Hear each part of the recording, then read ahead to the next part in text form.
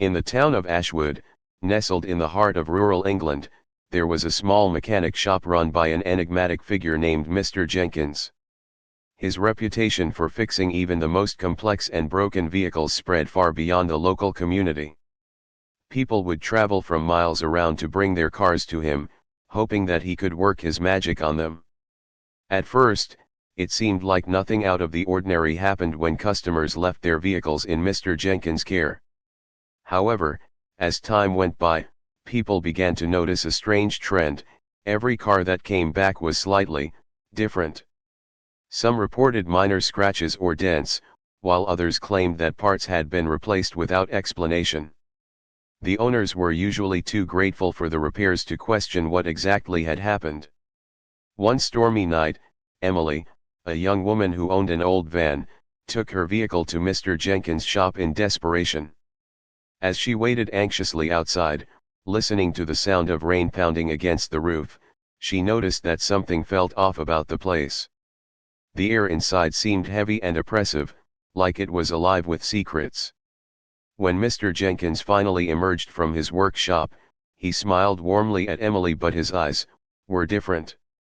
As Emily drove her van away, feeling a mix of relief and unease, she caught a glimpse of something in the rearview mirror, a small tag attached to the back seat that read "Property of Mr. Jenkins."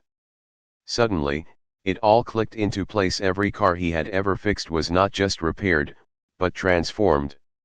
And Emily realized with growing horror that her van would never be the same again.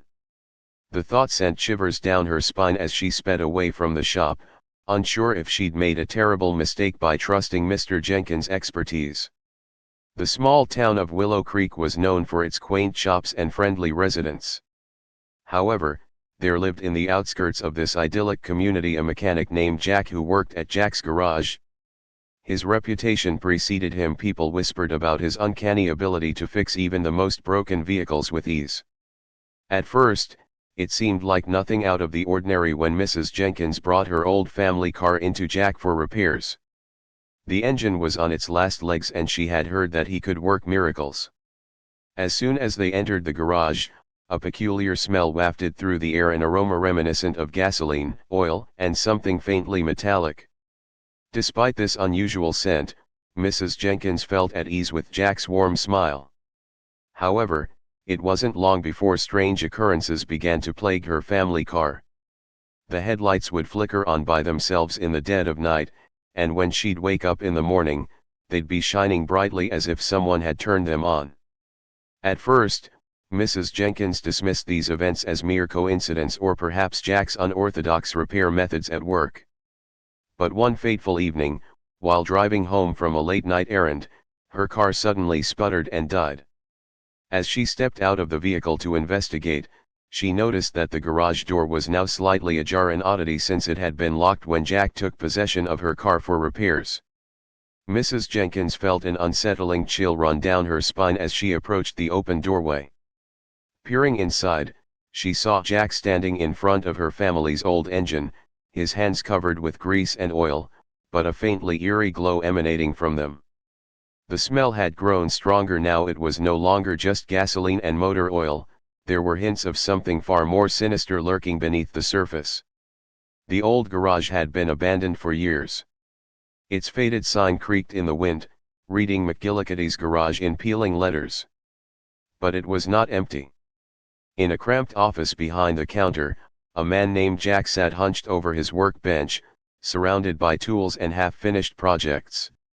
His clients were few and far between these days, but when they came, he worked tirelessly to repair their vehicles with precision and care.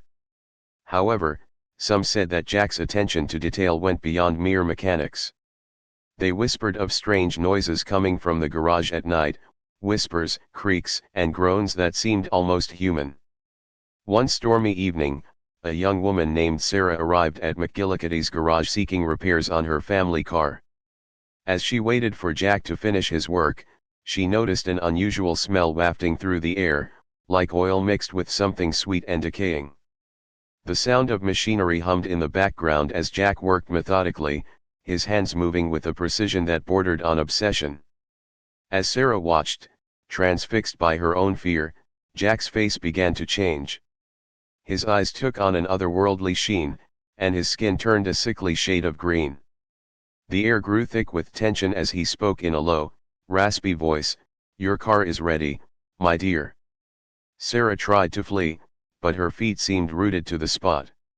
Jack's gaze locked onto hers, and she felt an icy chill run down her spine, for in that moment, she realized that some repairs were best left unmade.